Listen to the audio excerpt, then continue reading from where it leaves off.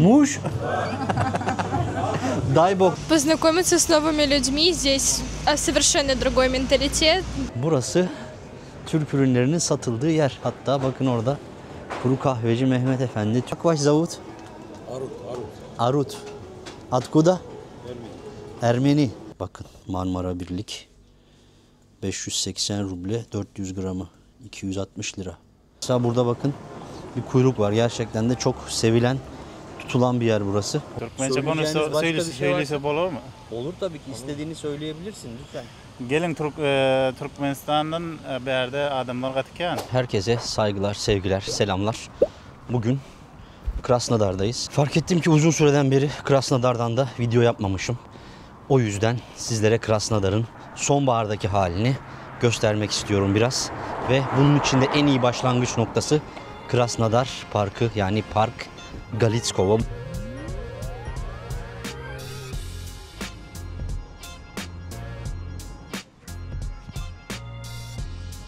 Burada da birkaç günüm vardı böyle bir sonraki seyahatten önce.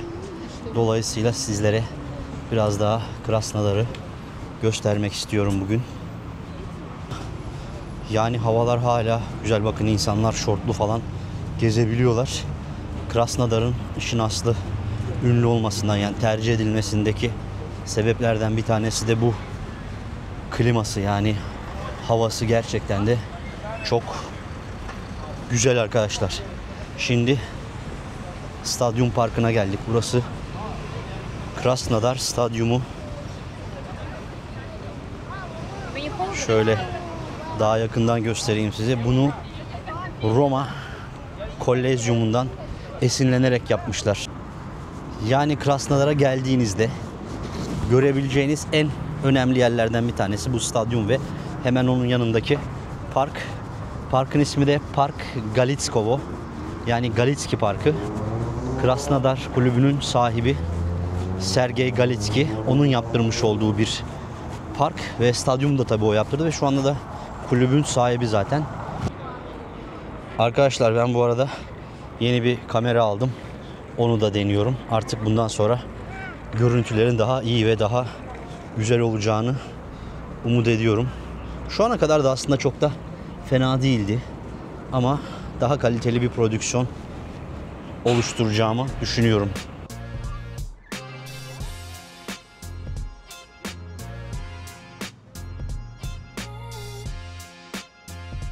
Bu park 25.000'den fazla ağacın ve binlerce ağaç türünün olduğu Rusya'nın en değişik yeni şehir parklarından bir tanesi. Rusya'daki en ünlü parklardan biri burası diyebiliriz. Çok farklı mimari ya da dekoratif şeyler var bu parkta. Şöyle görmüş olduğunuz gibi. Ve her yılda yeni bir bölüm ekleniyor. Şimdi buraya aslında bugün, yani bu ay yeni bir bölüm daha eklediler. Birazcık da onu görmek için geldim. Pek tabii arkadaşlar, yani Rusya'nın tamamında, hatta dünyada da buradan daha güzel özel parklar olabilir. Fakat burası da gördüğünüz gibi dizaynıyla gerçekten de çok güzel bir yer. O yüzden burada ben gezmeyi seviyorum.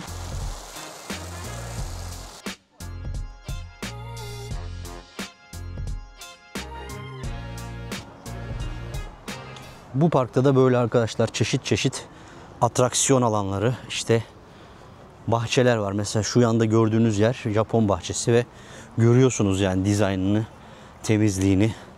Yani sanki İtalya'da, Fransa'da bir park gibi düşünebilirsiniz burayı. Yani o şekilde güzel yapmışlar. Arkadaşlar tabii burası, bu park ücretsiz girişi ve tabii bazı bölümlerine QR kodlu giriş yapabiliyorsunuz. Sanırım onlar da ücretsiz ama bir para ödemiyorsunuz. Fakat bir düzende olması için o şekilde yapmışlar girişleri.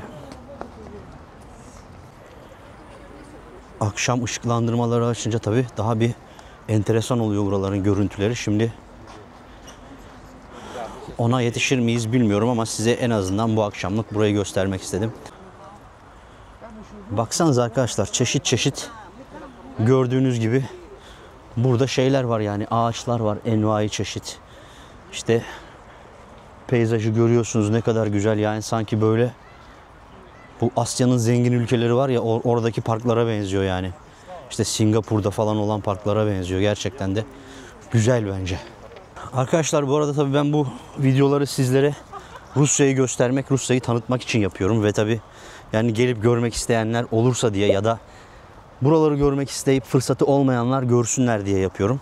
Ama bazı insanlar gerçekten internette çok değişik şeyler yapıyorlar. Yani Rusya ile ilgili hiç iyi bir şey söylenmesini istemiyorlar. O yüzden onları da Allah'a havale ediyorum ama ben saygılı bir şekilde aynen bildiğim yolda bu videoları yapmaya devam edeceğim.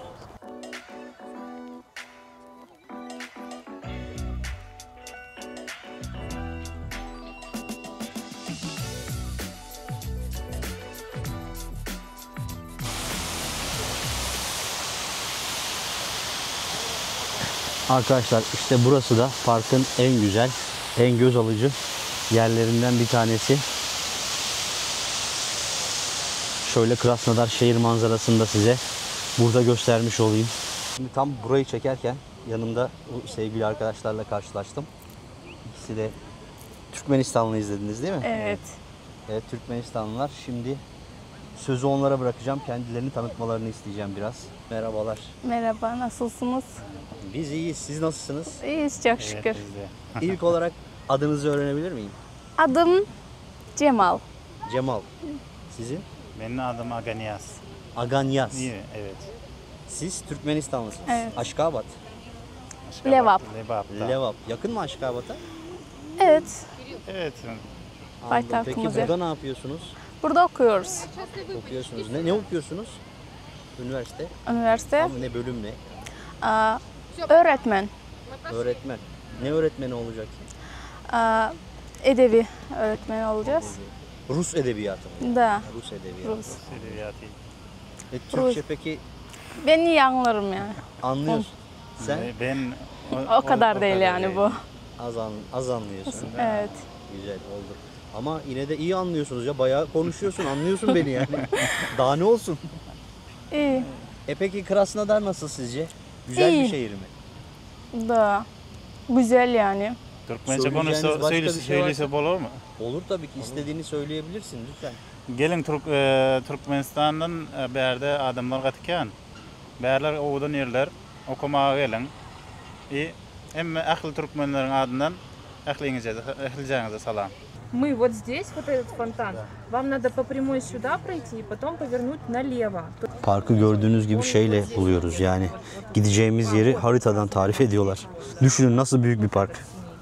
Да, каньон, вот он. Bu arada burada da bak fiyatları da göstermiş olayım size. Kola 200 ruble. Cappuccino 290, 260, 230. Evet gidelim. Buldun mu? Evet. Yorulduk tabii biraz. Göster bakalım şu haritayı. Nasıl, doğru gidiyor muyuz? Hadi bakalım, inşallah bulacağız. Arkadaşlar Krasnodar'ın ünlü olan başka bir şey daha var. Trafiği. Yani Moskova'dan sonra Rusya'nın en çok trafiğe sahip olan ikinci şehri Krasnodar. İnsan trafiği de öyle yani, onu da söyleyeyim size. Gecenin kaçı oldu, hala bir sürü insan var yani burada.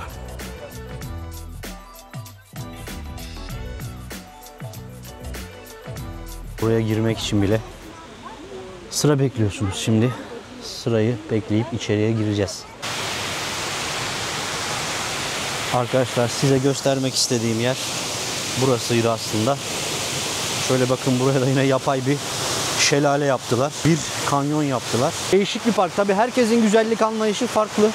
Fakat eğer geliyorsanız Krasnodar'a, burası görmeniz gereken yerlerden bir tanesi arkadaşlar.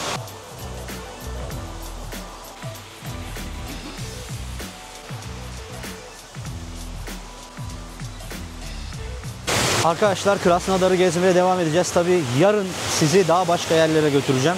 Özellikle şehrin merkezini ve mümkün olursa eğer Kuban Nehri kıyısını sizlere gezdirmek istiyorum. Bu akşamlık kendinize iyi bakın. Yarın görüşmek üzere.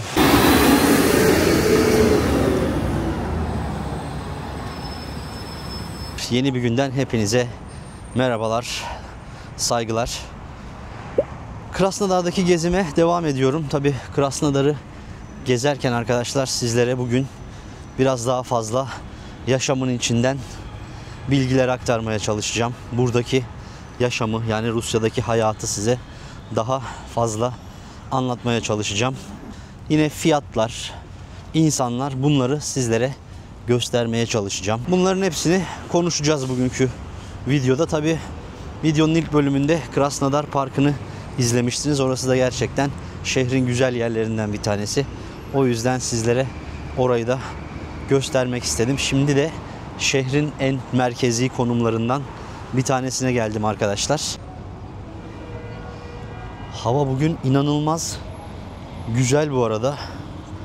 Yani sanki bir yaz günü gibi ama neredeyse Ekim'in sonuna geldik yani. Ay bitiyor gibi. Ama baksanıza, çok güzel bir hava var ve böyle Krasnodar'da da birçok park var. Buranın ismi de Aleksandrovski Parkı. Ve ileride de Zafer Anıtı var. Oraya gideceğiz şimdi. Yani Krasnodar'a bir parklar şehri diyebiliriz. Tabii ki birçok Rus ve Sovyet şehrinde olduğu gibi aslında. Arkadaşlar burası Krasnodar'daki meşhur görülecek yerlerden bir tanesi. Alexander III için yapılmış olan Zafer Anıtı. Triumfalnaya Arka yazıyor orada. İmparator Alexander III için buranın tüccarları bu yapıyı yapmışlar hediye olarak kendisine yani. Şöyle göstereyim. O yüzden önemli, yani bir zafer anıtı arkadaşlar burası. Tabii şöyle hemen bu tarafa geçtiğimizde ise şehre ismini veren Ekaterinalardan bir tanesinin heykelini görüyoruz. Şöyle çok güzel bir park içerisinde arkadaşlar burası. Yani Krasnodar'ın en merkezi yeri diyebiliriz. Burada gördüğünüz kişi ise Ortodoks Hristiyan inancındaki Azize San Katerina. Şehrin koruyucu azizesi olduğuna inanılıyor kendisinin.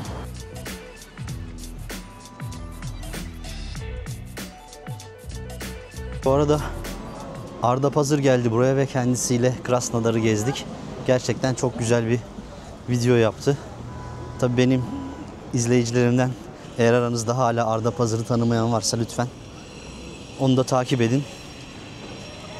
Ve o bölümü de izleyin ve tabii videolarını da izleyip beğenirseniz çok memnun olurum. Çok güzel bir bölüm yaptı. Onun kanalından da onun gözünden Krasnodar'ı izleyebilirsiniz. Şimdi hem tabii bilgilere geçeceğim. Şehri de size gezdirmek istiyorum tabii arkadaşlar. Görüyorsunuz bu Halloween yaklaştı, o yüzden böyle dekorasyonlar falan da arttı. Şehrin bu bölümü benim en sevdiğim bölümlerinden bir tanesi. Şöyle mimarisiyle, binalarıyla gerçekten de gezilmesi, görülmesi gereken keyifli yerlerden bir tanesi burası. Buranın ismi arkadaşlar Food Market Center Gora'da, yani şurada yazıyor binanın üstünde zaten. Şehrin söylediğim üzere en alımlı, güzel yerlerinden bir tanesi. Böyle kafeler, restoranlar, işte çiğ börek satan yerler var. Mesela burada bakın bir kuyruk var. Gerçekten de çok sevilen, tutulan bir yer burası. O yüzden böyle kuyruk oluyor. Hatta yakından da biraz şöyle göstereyim sizlere. Bakın çiğ börekler. İşte pişiler. Böyle pişiliyor. Hemen burada yapıyorlar.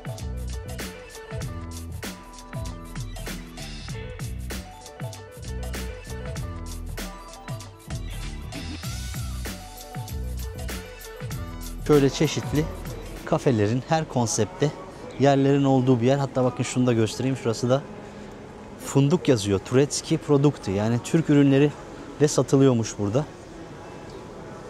Hatta pişmaniyeler görüyorsunuz. Uğurlu pişmaniye. Kırım'dan gelen tatlılar falan var. İsterseniz sushi yiyebiliyorsunuz. Şöyle Privyet abinin yaptığı gibi şaşlık yiyebiliyorsunuz. Tabi bu domuz eti ama içeride işte baranina toja jest, baranina, gavjadina, fisio jest, kurine, Какой ваш вот здесь да?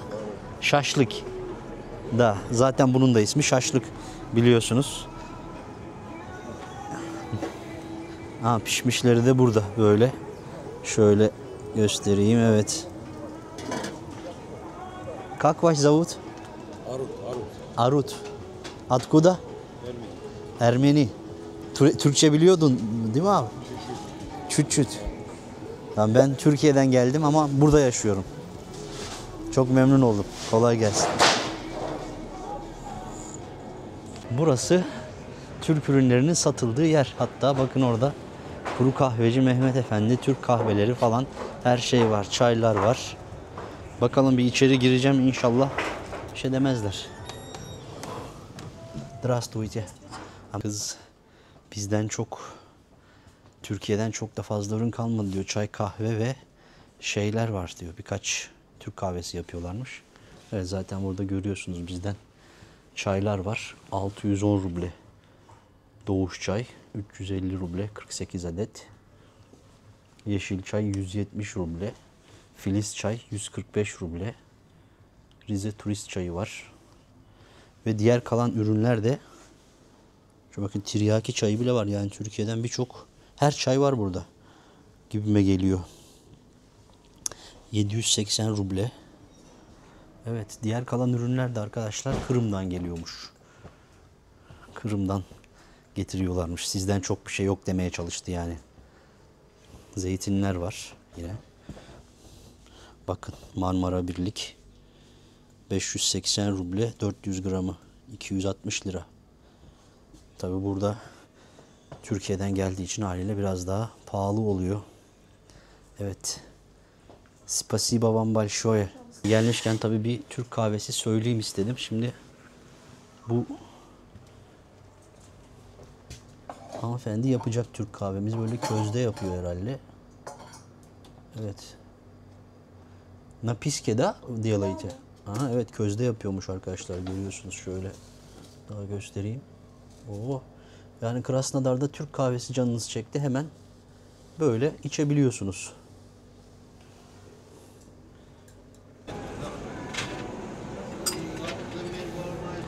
Kahvem geldi arkadaşlar. Görüyorsunuz, şöyle bir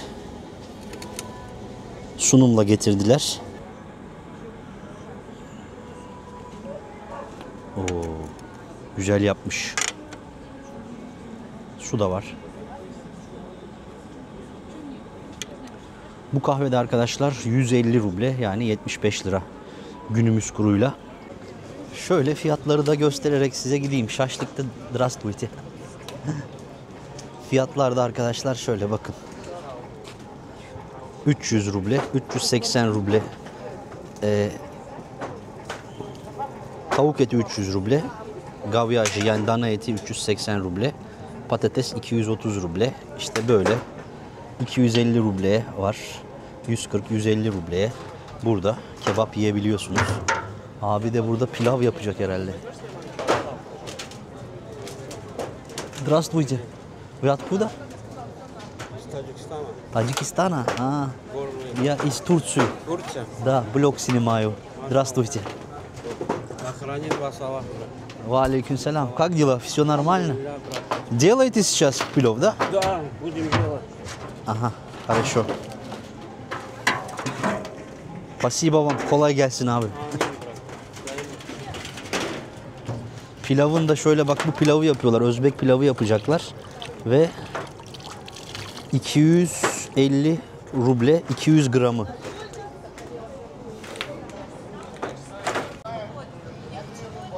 Yani bu meydanın arkadaşlar böyle gördüğünüz gibi çok güzel bir atmosferi, ortamı var. Az önce de söylemiştim size. Şöyle etrafa baktığınızda ve insanlar da buraya gelip yiyorlar, içiyorlar ve geziyorlar. Buranın ismi Food Market Center Gora'da, az önce de söylemiş olduğum üzere. Şu yukarıda yazıyor. Ve orası da artık daha fazlasıyla kışın kullanılan ve tabii şu anda da açık iç mekanı. Orayı da hemen göstereyim, oradan yolculuğumuza devam edeceğiz. Yine pilav satıyorlar şurada.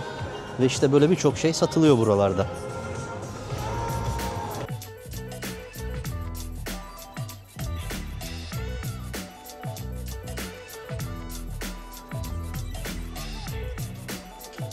Arkadaşlar burası da böyle kapalı bir alan. Arkadaşlar bakın burada böyle gördüğünüz gibi tavuk, ızgara birçok şey satıyorlar. Fiyatları şöyle yine göstereyim size. Burada 180 rubleden başlıyor gördüğüm kadarıyla ve en pahalı yemek de şurada 700 ruble. Dürümler var ve böyle güzel bir yerde. Здравствуйте. Я из Турции. Что вы знаете про Турцию? Да. Давайте, разговаривайте. Что-нибудь скажите Турцию. Merhaba. Спасибо вам большое. Как вас зовут? Marina. Марина. Очень приятно. Меня зовут Сельчук. Сельчук чего? Что? Муж? Дай бог, иншаллах. Вы там шашлык делаете, да? Да. Я сам приготовлю. О.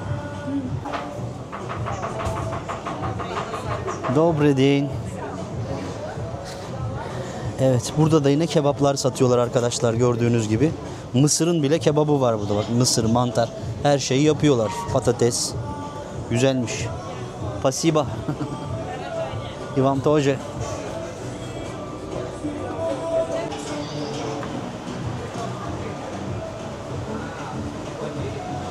Arkadaşlar burası da tabii şehre geldiğinizde yani Krasnodar'ı ziyaret ederseniz görmeniz gereken yerlerden bir tanesiydi.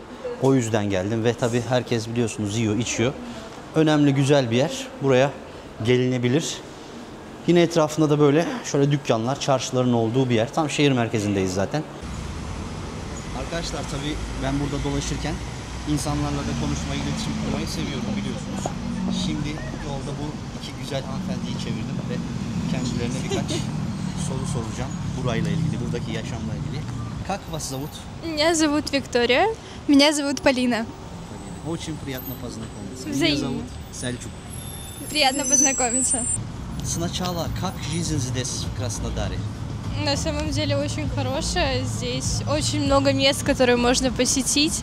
Особенно центр города. Там очень красиво. Различные достопримечательности есть в городе. Мне здесь очень нравится.